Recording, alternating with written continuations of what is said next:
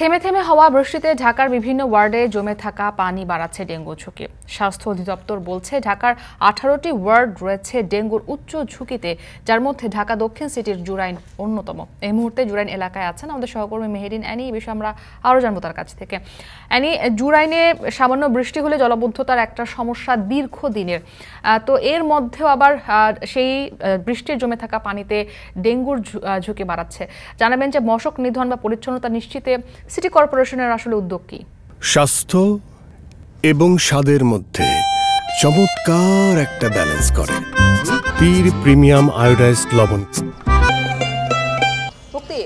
City corporation থেকে এই জুরাইন এলাকায় আসলে তেমন কোনো কার্যকরী উদ্যোগ দেখা যায়নি, যেহেতু আপনি বলছিলেন যে স্বাস্থ্য অধিদপ্তর থেকে কিন্তু এর মধ্যে ঢাকা দক্ষিণ সিটি কর্পোরেশনের 10টি ওয়ার্ড ডেঙ্গু উচ্চ ঝুঁকিতে আছে, যার মধ্যে প্রথম সারিতে রয়েছে এই জুরাইনের 53 নম্বর ওয়ার্ড এবং এর পাশেই কিন্তু 58 নম্বর ওয়ার্ড রয়েছে, সেটিও কিন্তু ডেঙ্গু উচ্চ ঝুঁকিতে রয়েছে। এবং আমি এই জুরাইন এলাকায় এসে যেটি দেখতে পাচ্ছি যে এখানে আসলে মশার উপদ্রব কেন এতটা বেশি, কারণ এই এলাকায় বেশ কিছু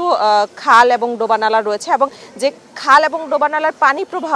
বন্ধ রয়েছে এবং এই পানির যে প্রবাহ বন্ধ থাকার কারণে এখানে কিছু বৃষ্টি হলে অল্প একটু বৃষ্টি হলে কিন্তু এখানে জলাবদ্ধতার সৃষ্টি হয় এবং এখানে যারা আসলে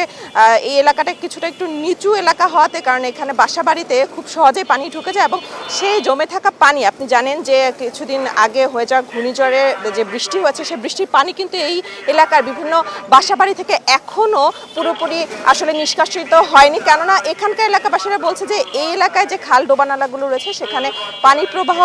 না থাকার কারণে এখানকার এলাকায় সহজে জলাবদ্ধতা এবং সেই জলাবদ্ধতা থেকেই কিন্তু এখানে মশার উপদ্রব অনেকটাই বেশি। এবং এখানে এসে আমি যতটা দেখতে পেরেছি যে এখানে যে জমে থাকা পানিতে কিন্তু এডিসার লার্ভা, যেটি স্বাস্থ্য অধিদপ্তর থেকে বলেছে যে এই ঢাকার দক্ষিণ সিটি কর্পোরেশনের যে 10টি ওয়ার্ড রয়েছে সেই 10টি ওয়ার্ডে কিন্তু মশার যে জন্ম নেওয়ার যে ঘনত্ব সেটি কিন্তু অনেকটাই বেশি এবং সেই জায়গা থেকে এখানকার এই 10টি ওয়ার্ডের মধ্যে জুরাইন ওয়ার্ডের যে মশার উপদ্রব সেটি কিন্তু অনেকটাই বেশি। আরেকটি বিষয় বলে রাখি যে এই এলাকায় যে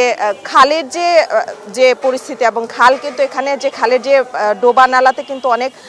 আবর্জনা থাকার কারণে সেগুলো পরিষ্কার করা হয় না, যে কারণে এখানে মশার উপদ্রব বেশি। তবে আমি এসে এখানে দুজন মশক নিধন কর্মীকে পেয়েছিলাম এবং তারা বলেছে যে তারা এখানে 2 দিন পর পরই মশার ওষুধ দিয়ে যায় এবং